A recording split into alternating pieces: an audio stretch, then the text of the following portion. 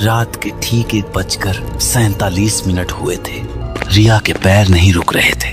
Platform number 4 की तरफ भागते हुए उसके जूतों की आवाज खाली स्टेशन में गूंज रही थी। पीछे से स्टेशन मास्टर चिल्लाया, रुको, वो ट्रेन आज। लेकिन रिया ने सुना नहीं। 6 महीने की तैयारी के बाद मिला इंटरव्यू। कल सुबह 8 बजे था। यह ट्रेन छूटी तो अगली सुबह 6 बजे तक कोई ट्रेन नहीं थी। ट्रेन अभी भी खड़ी थी। रिया ने राहत की सांस ली। S4 बोगी में चढ़ गई। दरवाजा बंद हुआ। ट्रेन चल पड़ी। तभी रिया को एहसास हुआ, पूरी बोगी में एक भी इंसान नहीं था। खाली बोगी देखकर रिया को पहले अच्छा लगा। पूरी रात आराम से सो सकती थी। उसने बैग ऊपर रखा, खिड़की वाली सीट पर बैठी, ईयरफोन लगाया और आंखें बंद कर ली। बाहर घना अंधेरा था। ट्रेन की लय एकसार थी। 10 मिनट बाद नींद का झोंका आया और उसी झोंके में उसे लगा कोई उसे देख रहा है। आंखें खुली। सामने वाली सीट पर एक बूढ़ी औरत बैठी थी। रिया का दिल एक धड़कन के लिए रुका। फिर उसने सोचा किसी स्टेशन पर चढ़ी होगी, लेकिन ट्रेन तो रुकी नहीं थी। उसे याद था, उसने पूरे 10 मिनट में ट्रेन को रुकते नहीं देखा था। बूढ़ी औरत खिड़की के बाहर देख रही थी। सफेद साड़ी, खुले बाल, कंधों तक लटके, पीठ थोड़ी झुकी हुई। आंटी, रिया ने धीरे से कहा। औरत का सिर धीरे धीरे घूमा। चेहरा सामान्य था, थका हुआ, झुर्रियों भरा। उसने रिया को देखा और होंठों पर एक हल्की सी मुस्कान आई। बेटा, इस ट्रेन में अकेले मत बैठना। रिया ने हंसते हुए कहा, आप है ना आंटी, अकेली कहाँ हूं। बूढ़ी औरत ने कुछ नहीं कहा, वापस खिड़की की तरफ देखने लगी। रिया को थोड़ा अजीब लगा, लेकिन थकान ज्यादा थी। उसने फिर आंखें बंद कर ली। अगली बार जब नींद खुली, सामने की सीट खाली थी। रिया ने इधर उधर देखा, बोगी में कोई नहीं था। उसने सोचा बूढ़ी औरत शायद टॉयलेट गई होगी। मोबाइल निकाला। रात के 2:23 बज रहे थे। नेटवर्क एक बार आता था, 2 बार जाता था। तभी बोगी की लाइट एक बार टिमटिमाई, फिर दूसरी बार, और फिर पूरी तरह बुझ गई। अंधेरा इतना गहरा था कि अपना हाथ नहीं दिखता था। रिया ने मोबाइल की फ्लैश लाइट जलाई। रोशनी की एक पतली लकीर बोगी में फैली। सब कुछ सामान्य था, खाली सीटें, बंद खिड़कियां। फिर फ्लैशलाइट की रोशनी में उसे दिखा बोगी के सबसे आखिरी कोने में अंधेरे में एक आकृति खड़ी थी। रिया की सांस रुक गई। आकृति ने हिलना शुरू किया। धीरे धीरे उसकी तरफ रिया चिल्लाने वाली थी। तभी लाइट वापस आ गई। वहां कोई नहीं था। रिया का दिल इतनी जोर से धड़क रहा था कि उसे खुद सुनाई दे रहा था। उसने एक लंबी सांस ली।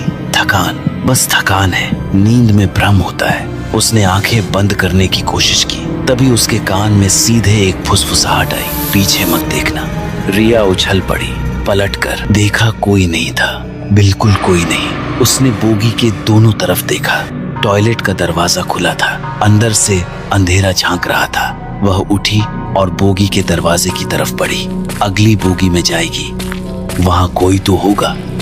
दरवाजे का हैंडल खींचा, दरवाजा नहीं खुला। उसने फिर खींचा, जोर लगाया। दरवाजा जाम था, जैसे बाहर से बंद हो। उसने दूसरी तरफ का दरवाजा आजमाया, वो भी नहीं खुला। रिया अब सच में डर गई थी। उसने मोबाइल निकाला और माँ को कॉल लगाई। घंटी बजती रही, उठाया नहीं। पापा को लगाई, नहीं उठाया। इमरजेंसी नंबर, नेटवर्क नहीं। तभी उसके पैरों के पास कुछ हिला। नीचे देखा, सीट के नीचे से एक हाथ बाहर आ रहा था। उंगलियां पीली, ठंडी, नसें उभरी हुई, धीरे धीरे फर्श पर रेंगती हुई। रिया की चीख बाहर नहीं निकली, गले में ही अटक गई। वह पीछे हटी। उसकी पीठ सीट से टकराई। वह सीट पर चढ़ गई, पैर ऊपर खींच लिए। हाथ वापस सीट के नीचे चला गया। सब कुछ शांत हो गया। रिया कांप रही थी। 5 मिनट, 10 मिनट, कुछ नहीं हुआ। रिया ने खुद को संभाला। उसने सोचा ट्रेन अगले स्टेशन पर रुकेगी, वह उतर जाएगी। बस यही करना है। शांत रहो और इंतजार करो। उसने घड़ी देखी, 2:41। तभी ट्रेन की रफ्तार धीमी होने लगी। रिया सीट से उठी, खिड़की से झांका। बाहर एक धुंधला सा प्लेटफॉर्म दिखा। ट्रेन रुकी। रिया ने बोगी का दरवाजा खींचा। इस बार खुल गया। वह बाहर निकली। प्लेटफॉर्म पर कोई नहीं था, एक भी इंसान नहीं। स्टेशन की बोर्ड पर नजर गई, कालीपुर हॉल्ट। रिया ने इस स्टेशन का नाम कभी नहीं सुना था। प्लेटफॉर्म पर एक बल्ब जल बुझ रहा था। उसकी रोशनी में रिया ने चारों तरफ देखा। एक पुरानी टूटी हुई बेंच, एक बंद टिकट खिड़की, दीवारों पर काई, और सबसे अजीब बात, दीवार पर एक पुराना नोटिस बोर्ड था जिस पर लिखा था, इस स्टेशन को 1987 में बंद कर दिया गया। रिया के पैर जम गए। 1987। यह स्टेशन 37 साल से बंद था। तो यह ट्रेन यहाँ क्यों रुकी? पीछे से ट्रेन का दरवाजा बंद होने की आवाज आई। रिया पलटी। ट्रेन चलने लगी थी। वह दौड़ी, दरवाजे की तरफ हाथ बढ़ाया, लेकिन ट्रेन ने रफ्तार पकड़ ली।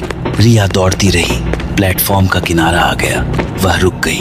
ट्रेन अंधेरे में गायब हो गई। रिया अकेली थी, एक बंद स्टेशन पर।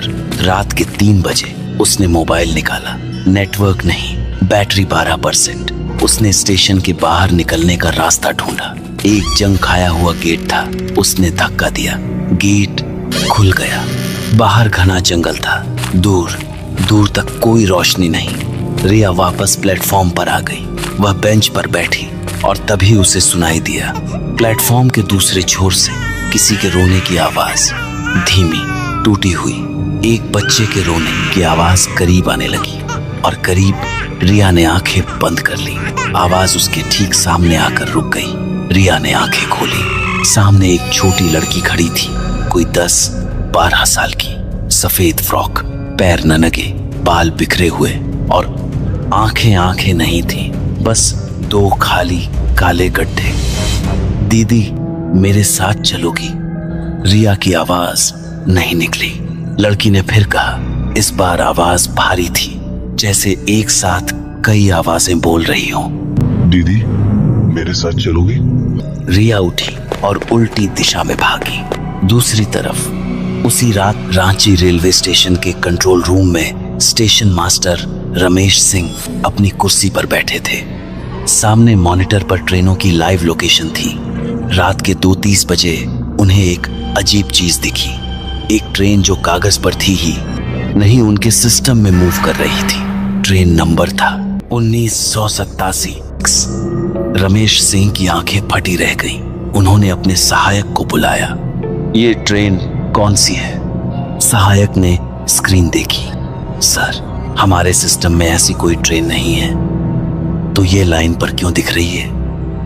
दोनों स्क्रीन को घूरते रहे। ट्रेन कालीपुर हॉल्ट की तरफ जा रही थी। रमेश सिंह को याद आया कालीपुर हॉल्ट, जहां 1987 में दुर्घटना हुई थी। S4 बोगी, 27 लोग, और उसके बाद से उस ट्रैक पर कोई ट्रेन नहीं गई थी। सर, एक लड़की थी आज प्लेटफॉर्म पर भागते हुए। सहायक ने कहा। मैंने उसे रोकने की कोशिश की थी, लेकिन वह रमेश सिंह की कुर्सी से उठे। कौन सी बोगी में गई थी वो? S4। रमेश सिंह का चेहरा सफेद पड़ गया। S4 बोगी आज इस ट्रेन में थी ही नहीं। रमेश सिंह ने तुरंत पुलिस को फोन किया।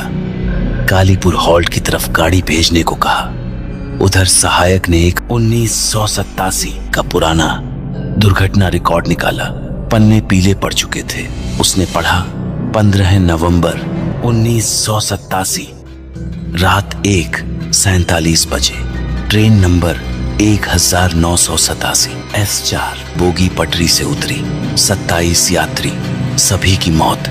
मृतकों में एक युवती रिया शर्मा, आयु 23 वर्ष, पेशे से इंटरव्यू देने जा रही थी। सर, आज जो लड़की चढ़ी उसका नाम रमेश सिंह ने वह टिकट निकाला जो रिया ने काउंटर पर बुक किया था। नाम पढ़ा, रिया शर्मा। जंगल में रिया भाग रही थी। झाड़ियां, कंकड़, अंधेरा, कुछ भी परवाह नहीं थी, बस भागती रही। कुछ देर बाद उसे आगे एक रोशनी दिखी। एक छोटी सी चाय की दुकान खुली हुई। रिया दौड़कर वहां पहुंची। दुकान में एक बूढ़ा आदमी बैठा था, लालटेन की रोशनी में चाय बना रहा था। बाबा। रिया की आवाज कांप रही थी। बाबा, मैं ट्रेन में थी, कालीपुर हॉल्ट पर उतर गई। बूढ़े आदमी का हाथ रुक गया। उसने रिया की तरफ देखा। कालीपुर हॉल्ट? हाँ बेटी, वहां कोई नहीं जाता, मैं जानती हूं 1987 से बंद है। लेकिन नहीं, बूढ़े ने उसकी बात काटी।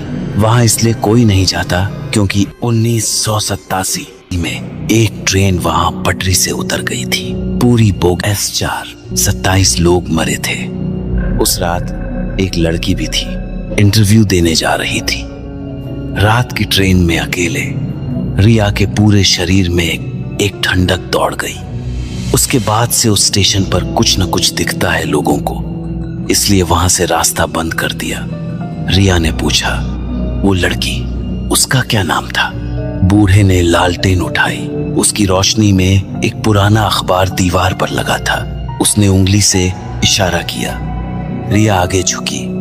अखबार में एक तस्वीर थी, एक लड़की की, जवान, साड़ी पहने। रिया के हाथ से मोबाइल गिर गया। तस्वीर में वह खुद थी। नीचे नाम लिखा था रिया शर्मा, 23 वर्ष। रिया को याद आया बूढ़ी औरत जो सामने बैठी थी, जो उसे देखते ही डर गई थी, जिसने कहा था, बेटा इस ट्रेन में अकेले मत बैठना। उस औरत का चेहरा उसकी दादी जैसा था। दादी जो 3 साल पहले गुजर गई थी, जो हमेशा कहती थी, रात को अकेले सफर मत करना बेटा। रिया ने बूढ़े आदमी की तरफ देखा। वह कुर्सी खाली थी, दुकान खाली थी, लालटेन बुझ गई थी। अंधेरे में रिया अकेली खड़ी थी। सुबह 4 बजे एक ट्रक ड्राइवर ने सड़क किनारे एक लड़की को बेहोश पाया। उसे शहर के अस्पताल पहुंचाया। डॉक्टरों ने कहा गहरा सदमा, कुछ खरोंचे, बाकी ठीक है। क्या हुआ था बेटा? रिया ने सब बताया। पापा ने सुना, चुप रहे, फिर धीरे से बोले, रिया तू रांची से चली ही नहीं थी क्या? स्टेशन मास्टर ने कल रात हमें कॉल किया था। उसने कहा कि तू प्लेटफॉर्म पर बेहोश मिली। ट्रेन छूट गई थी, कोई सचार बोगी नहीं थी उस रात। वो ट्रेन कैंसिल हो गई थी।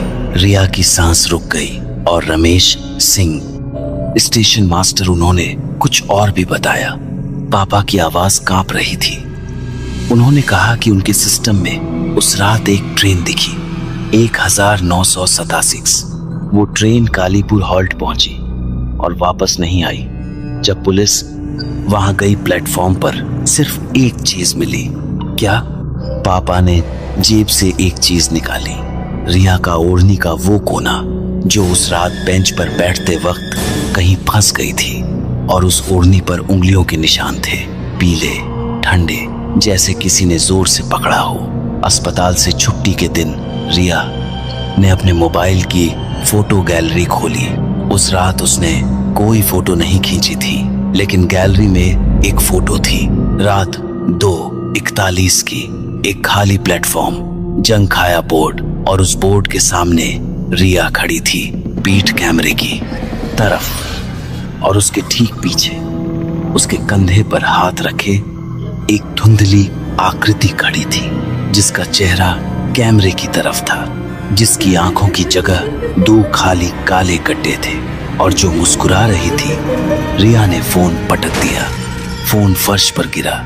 स्क्रीन अभी भी चल रही थी, और उस तस्वीर में अब रिया की आकृति नहीं थी, सिर्फ वो चेहरा था, मुस्कुराता हुआ सीधे कैमरे में। उसी शाम रमेश सिंह अपने कंट्रोल रूम में बैठे थे। सब कुछ सामान्य था।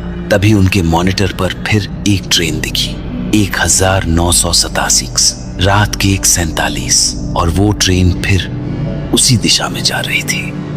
रमेश सिंह ने देखा, सचार बोगी में एक सीट पर एक आकृति बैठी थी। सिस्टम में यात्री की जानकारी थी, नाम रिया शर्मा।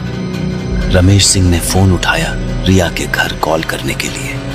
घंटी बजती रही, कोई नहीं उठाया।